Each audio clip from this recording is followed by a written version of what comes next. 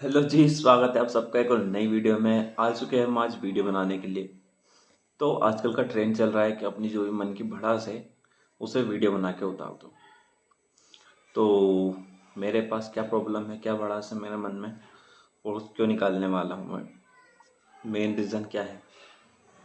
तो पहले तो मैं अपना इंट्रोडक्शन देता हूँ। मेरा नाम है मनोहर वर्मा। मैं सीहोर से बिलोंग करता हूँ और आज यहाँ पे आया हूँ अपने में कॉलेज की कारस्तानी बताने। कॉलेज वाले क्या कर रहे हैं हमारे साथ। तो एक्चुअली हुआ ऐसा कि जब हमने एडमिशन लिया था तो हमसे कुछ ऐसी बात की गई थी कि कॉलेज आप रेगुलर नहीं भी आएंगे तो चलेगा, कोई दिक्कत नहीं रहेगी, बस आपकी फ्री रहेगी और प्योर आपका स्कॉलरशिप बेस पे एडमिशन रहेगा। और एडमिशन के टाइम पे जिस दिन हमारा रजिस्ट्रेशन वगैरह हो रहा था उस दिन हमने पूछा भी था कि इसके अलावा भी कोई चार्जेस होते हैं, बाद में हमें ऐसा नहीं हो कि आप बाद में बताएं और अभी नहीं बताएं, क्योंकि हम सुनते ही रहते थे भैया लोगों से कि ऐसा कुछ होता है। तो इसलिए हमने पहले ही पूछ लिया। हमें ये तो पता था कि जो एडमिशन कराता है उसे कमीशन मिलता है, लेकिन फिर भी हमने सोचा कि चलो कमीशन ले भी रहा है तो क्या, अपना तो सस्ते में हो रहा है, फुल स्कॉलरशिप बेस पे पैसे देने की ज़रूरत नहीं पड़ेगी, आराम से करेंगे कॉलेज, नो टेंशन नो झंझट, बिल्कुल सबसे फ्री। क्योंकि इतना सुन चुके थे अब तक कि कॉलेज वाले इतना परेशान करते उतना परेशान करते, और मैंने देखा था मेरी दीदी लोगों को, भैया लोगों को, सबको देखा मैंने। तो इस चीज़ से परेशान होकर हमने सोचा कि साला स्कॉलरशिप बेस पे कराओ, सबकी माँ सांझ, एक साथ टोटल ख़त्म गेम।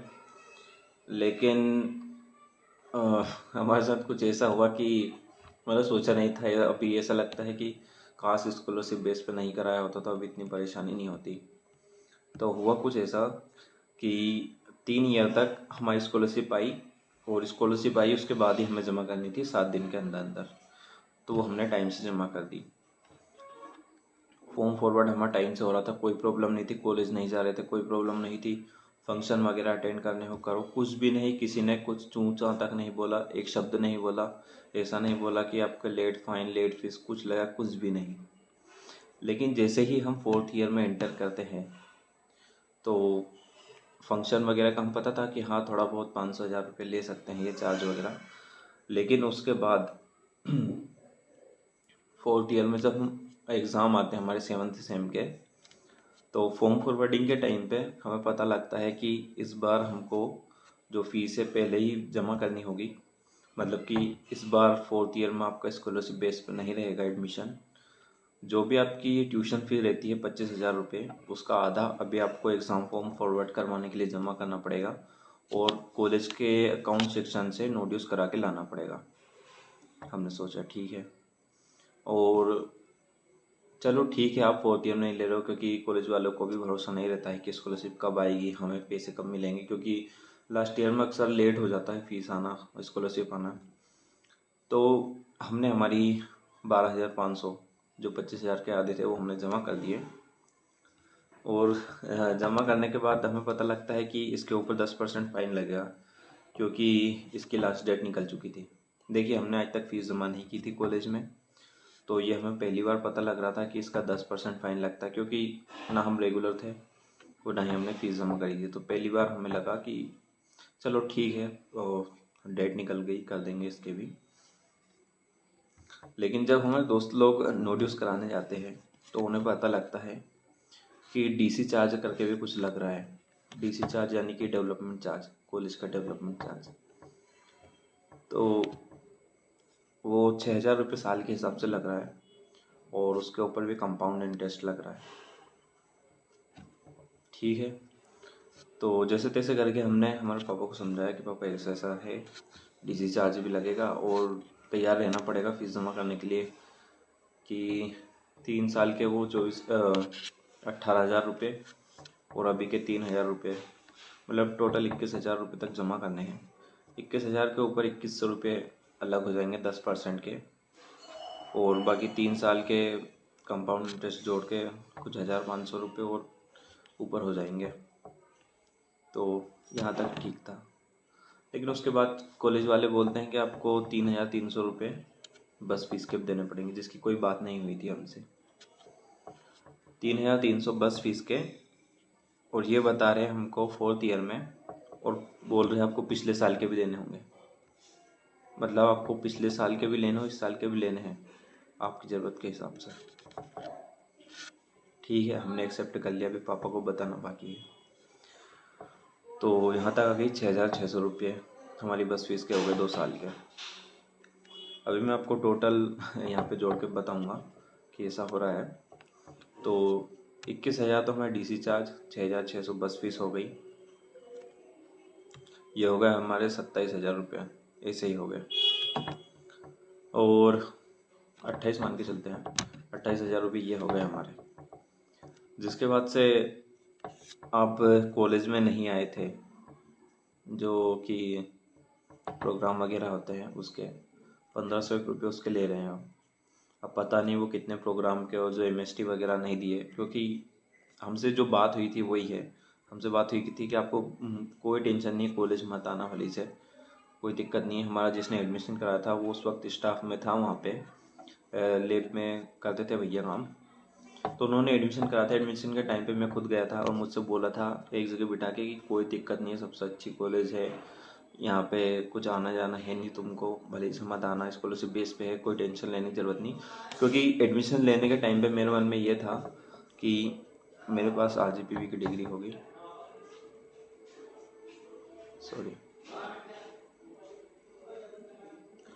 मेरे पास आरजीपीवी की डिग्री होगी, सॉरी डिस्टर्बेंस के लिए। तो एडमिशन के टाइम पे मैंने यही सोचा था कि मेरे पास अच्छी सी एक डिग्री होगी, आरजीपीवी एफिलिएटेड कॉलेज था तो आरजीपीवी की डिग्री मिलने वाली है। और क्योंकि मैं गांव पे रहता हूं और मेरे लिए डेली अप डाउन करना भोपाल पॉसिबल नहीं था, इसलिए मैंने इसी कॉलेज ढूंढी थी। और उससे पहले उसी के साइड में एक और कॉलेज है सागर करके, कुछ 3-4 किलोमीटर का डिफरेंस होगा। तो सागर कॉलेज में मैंने पहले बात की थी, वहाँ के सर मेरे घर पे आ चुके थे, लेकिन फ़ीस के चक्कर में ही मैंने अपना एडमिशन वहाँ नहीं कराया था, क्योंकि मुझे 21,000 रुपये देने थे प्लस स्कॉलरशिप।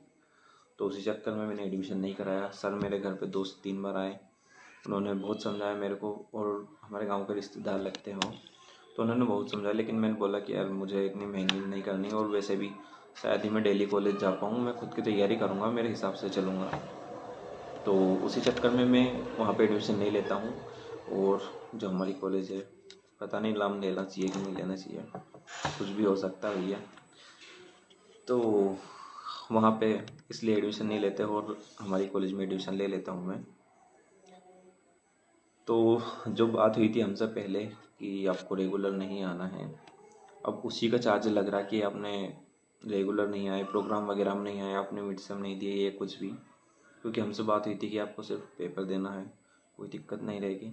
लेकिन जब हम मेन अब आके फंसे हैं कि हमारा एग्ज़ाम फॉर्म हमको फॉरवर्ड करवाना है 7th सेम का, लास्ट डेट एक्सटेंड होते जा रही है, और हमारे दिल की धड़कन ऐसे बढ़ रही है कि जैसे पता नहीं क्या होगा अब।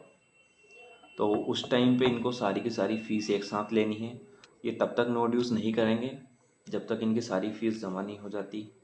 अब मान लीजिए हमारे 28,000 के, और वो सब मिला के 30,000 मान लीजिए, 30,000 वो, और 12,500 तो हमने जमा कर दी है। तो अभी 30 के ऊपर ही रहेगा, अभी हमने नो ड्यूज़ नहीं कराया, तो 30 के ऊपर हमको फीस जमा करनी है एक बार में, और वो भी अचानक से, उसका कोई पक्का नहीं रहता कि। तो ये दिक्कत आ रही है हमारे साथ, तो इसलिए मैंने सोचा कि वीडियो बना के बताता हूँ। अब कुछ लोग बोलेंगे कि आप बता दीजिए अपने घर में क्या दिक्कत है, पैसे जमा कर दी। तो भैया 500 रुपये, 1,000 रुपये, इतने की बात हो तो चल जाए, लेकिन आप इतने भी क्यों जाने चाहिए यार, मेहनत की कमाई है, फालतू में थोड़ी कमाए घर वाले ने। आप आके देखिए, करके देखिए काम खेत में यहाँ पे, तो ऐसे पैसे थोड़ी दे देंगे मतलब। और मेन बात सुनिए कि उनका कोई स्ट्रक्चर नहीं है कि आपको फ़ीस ऐसे जमा करनी है, इतने टाइम पे जमा करनी, नहीं तो इतना फ़ाइन लगेगा। 10% है फ़ाइन है, उनके पास कोई डेट नहीं है कि इस चीज़ की आपको इस बार फ़ीस जमा करनी है, कोई उनके रूल्स रेगुलेशन नहीं है। अगर आप उनसे पूछने जाओगे किस चीज़ का फ़ाइन लगा है, तो जो हमारी मैडम बैठती हैं वो आप पे चिल्ला के दौड़ती है, जैसे कि हमने कोई गुनाह कर दिया होगा, ऐसे चिल्ला के दौड़ती है, बात नहीं सुनती है।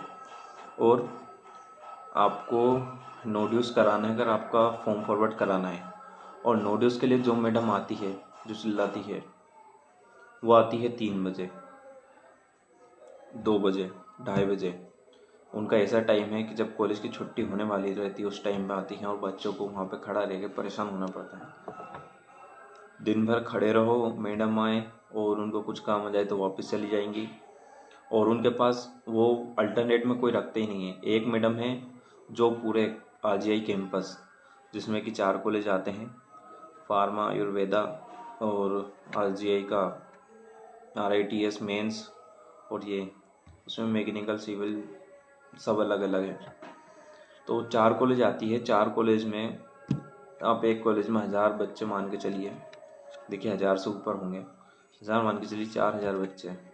अब उन 4000 बच्चों के ऊपर एक मैडम जो नोड्यूस करेगी वो भी सिर्फ 2 या 3 घंटे के लिए आती है, और कई दिन होते जब वो रात तक रुकती है। तो इतने सारे बच्चों के ऊपर आप एक मैडम रख रहे हो और वो भी बात नहीं सुनती, तो कैसे चलता है अकाउंट सेक्शन। और इनको चाहिए कि टाइम पे हो जाए नोड्यूस और जो भी फॉर्म फॉरवर्ड करें, तो आप ऐसी व्यवस्था भी तो बैठाओ ना। इतने सारे बच्चों के लिए आप एक मैडम को बस करके रखे हो। 4000 बच्चों के ऊपर आप एक मैडम है जो भी नोड्यूस करती है, और वो भी टाइम पर नहीं करती है। दिन भर खड़े रहो, रात भर खड़े रहो, अगले दिन आओ, वहाँ पे नंबर लगे नहीं लगे, दूसरे बच्चे आ जाते, इतनी दिक्कत परेशानी रहती है। और मेन बात वो है कि आप डीन डायरेक्टर के पास चले जाओ तो वो बोलते हम इसमें कुछ नहीं कर सकते, क्योंकि जो हमारे फाउंडर हैं हमारी कॉलेज के, उनकी बेटी ही अकाउंट सेक्शन में है, जो आती है बहुत लेट आती है। तो ले दे के प्रॉब्लम यही है कि हमसे जो शुरू में बात हुई थी उस बात के हिसाब से हमारे पास कुछ चलता नहीं है। और मेरे पास मेरा कमिटमेंट लेटर है जिसमें साफ साफ लिखा है scholarship brace plus CC CM और डेवलप जो रहता है लास्ट ईयर का चार्ज, प्लेसमेंट वाला वो चार्ज, उसके सिवा कुछ है ही नहीं, उसमें लिखा नहीं है। तो अब बताइए मैं मेरे पापा को कैसे बताऊँ ये सब बातें कि ये सब कुछ चक्कर है, अब कैसे समझाऊँ मैं उनको इतना सब। और पापा की नज़रों में यार पापा मान जाएंगे, लेकिन मेरे अंदर से दिल नहीं मान रहा कि मैं इतने पैसे उनको दूँ। क्यों दूँ यार, फालतू है क्या? जब आपको लेना ही था, जब आपका स्ट्रक्चर यही है कि आप डीसी चार्ज लेते हो, बस फीस लेते हो, आप पहले क्यों नहीं बताते? आपके मन में खोट थी? आपको चाहिए था कि पहले हम एडमिशन ले लें, उसके बाद जब एडमिशन हो जाएगा, 3rd ईयर में आएगा, तब इनसे सारे के सारे निकाल लेंगे। आपने इसलिए नहीं बताया क्योंकि दूसरे बच्चों के जो रिसिप्ट है, कमिटमेंट लेटर है, उसमें साफ साफ लिखा है कि आप 45,000 प्लस स्कॉलरशिप प्लस जो भी है फलाना ढिमकाना ले रहे हो। हमारे उसमें क्यों नहीं लिखा? हमने स्कॉलरशिप बेस पे करा इसलिए, हम नहीं मानते इसलिए नहीं मानते हम, साफ साफ बात है। जब उधर सामने वाला हमको यहाँ पे घर पे आके मना के चला गया, हमने नहीं लिया, तो आपके में क्यों लेते? आपके मन में चोर था इसलिए ना। और आप 181 पे कॉल कर लो, कहीं पे भी कुछ भी कर लो, हम इतने बड़े नहीं है कि उनके सामने टिक पाएंगे, लड़ पाएंगे। और रही हमारे दूसरे बच्चों की बात, बच्चों में एकता तो है ही नहीं। बोल दिया 10,000 20,000 भैया भरो, फॉर्म फॉरवर्ड नहीं होने वाला। क्यों भरो यार, एक बार खड़े तो हो जाओ सब साथ में।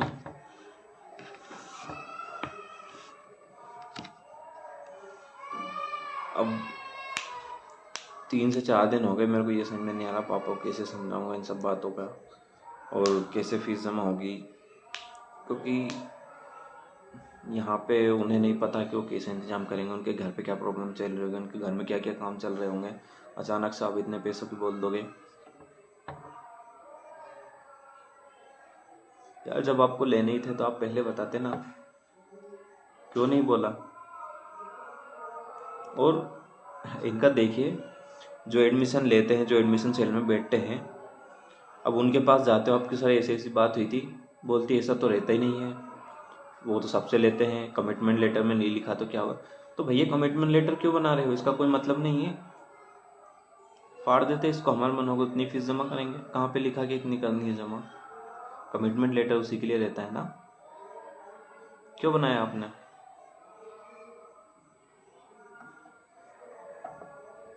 और बोलते हो कि आप वहाँ पे जाके बात करो। उसने मेरा एडमिशन लिया था क्या, उससे जाके बात करूँ मैं? आपने कराया था ना, आपने करी थी ना बात। निकाल लो आप 4 साल पहले की रिकॉर्डिंग।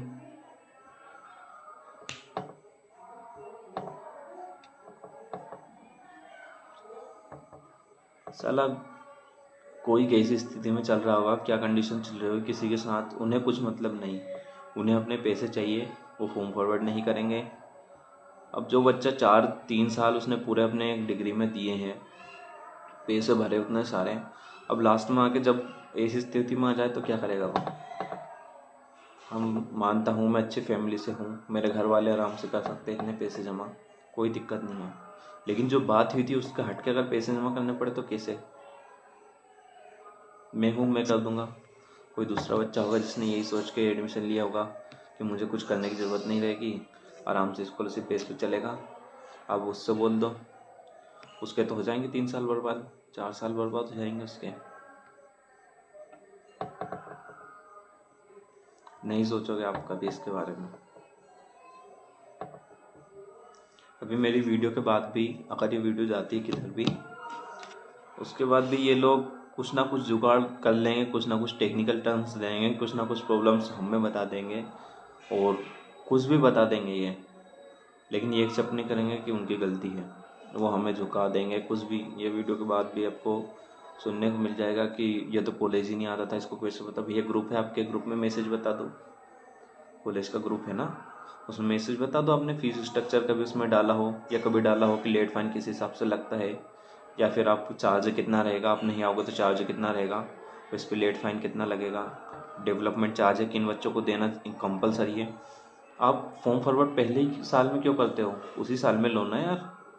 जब आपको कंपलसरी है कि फीस जमा किए बिना नहीं होगा, फॉर्म आगे नहीं बढ़ेगा, तो आप फर्स्ट ईयर से क्यों नहीं करते हो? था ना मन में चोर, क्यों किया फर्स्ट ईयर में? फर्स्ट सेम में ही क्यों किया, मुझे ये समझ में नहीं आता। जब आपको चार्ज लेना है सब है, तो आपका 4th ईयर में आके क्यों होता है? क्योंकि आपका उस पर इंटरेस्ट बढ़ेगा। फाइन आप कैसे इम्पोज करोगे किसी पे? जब तक आप उसे बता दोगे वो जमा कर देगा टाइम से। अगर टाइम से जमा कर दिया तो आपके पास फाइन बनाने का ऑप्शन ही नहीं रहेगा, इसलिए नहीं बताया आपने। तो ये सारी चीज़ें 4th में आके क्यों हो रही है हमारे साथ? आपको लेना है चलो मान लेते जो भी है, लेकिन 4th ईयर में आके क्यों? फर्स्ट ईयर में नहीं बना आपसे, क्योंकि पता है पहले साल में कर देंगे, जिन बच्चों को निकलना वो पहले ही निकल जाएंगे। चार्ज नहीं बनेगा ना आपका, फाइन कैसे लगाओगे आप? नहीं रहेगा आपके पास ऑप्शन। इतने रूल्स और रेगुलेशन आपके पास थे, आप बताते क्यों नहीं?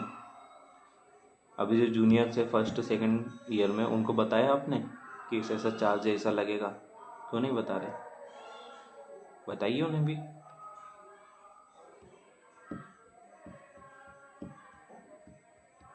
बात आएगी आप पे तो कुछ ना कुछ आप बहाने बना लोगे, कुछ भी बोल दोगे।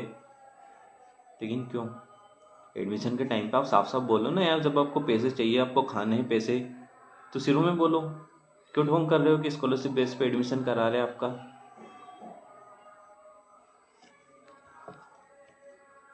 नहीं कराना ना आपको एडमिशन, आपको तो अपनी सीटें भरनी है। कैसे बोलो, जो जैसे बन जाए उसको वैसे बना लो।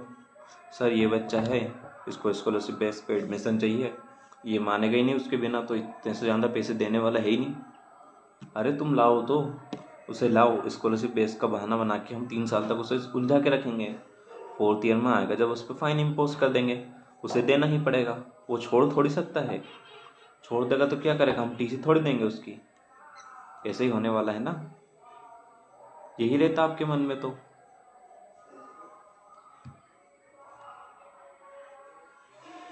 मतलब थोड़े इंसानियत नाम की कुछ चीज़ तो है नहीं।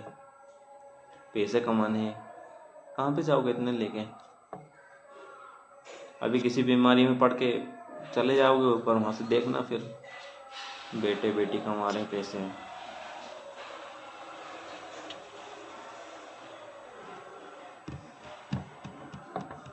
यार यार मेरे मन में इतना कुछ है ना बोलने के लिए, टाइम कम पड़ जाएगा यहाँ पे। ऐसी हरकतें करते हैं कॉलेज वाले।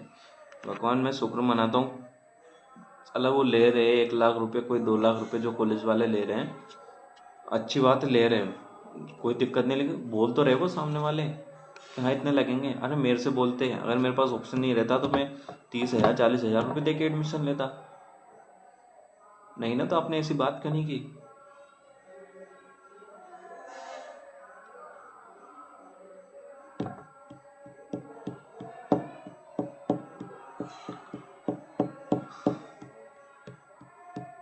मेरा दोस्त है, हर साल आधी आधी फीस जमा करा, सोचा लास्ट में एक साथ कर दूंगा मैं सब करके।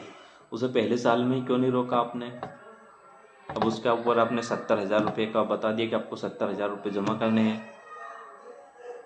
और उसके दिमाग की हालत सोची आपने? मेरे पास रिकॉर्डिंग है उसकी, क्या बीत रही उस पर। अकाउंट सेक्शन से बाहर आने के बाद उसने किसी से बात नहीं की, सीधा चुपचाप मुंह लटका के वो चला गया, पहली ट्रेन पकड़ी अपने घर पे गया। वो तो अच्छा है कि उसमें इतनी हिम्मत थी कि उसने घर वालों को बता दिया। अगर उसके अंदर इतनी हिम्मत नहीं होती, वो पैसे का इंतजाम नहीं कर पाता, वो क्या करता? मेंटल कंडीशन सोची कभी उसकी? यार मेरी हिम्मत नहीं हो रही पापा को बताने की, मेरे बारे में सोच लो। मेरे यहाँ तो फिर भी सक्षम है। क्यों बताइए, मेरे को जवाब चाहिए।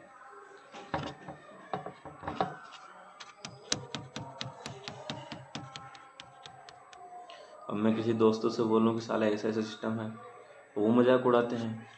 बहुत बोलता था स्कॉलरशिप बेस पे, स्कॉलरशिप बेस पे है, और अब जाके देखो स्कॉलरशिप गया भाड़ लेने, भाड़ में गया सब कुछ। अब यहाँ पे उन्हें इस बात को देख के होता है कि साला स्कॉलरशिप बेस बेस करके लिया, अब अचानक से इतने पैसे जमा करने हैं। अच्छा हुआ हमारे कॉलेज में कम से कम बताया, तो क्या बोलूँ मैं? घर वालों से क्या बोलूँ? घर वाले क्या सोचेंगे? बिना सोचे समझे एडमिशन ले लिया, कुछ बात की नहीं, फीस जमा की नहीं टाइम पे। यार तुम बताओ तो, जब तो फीस जमा करेंगे।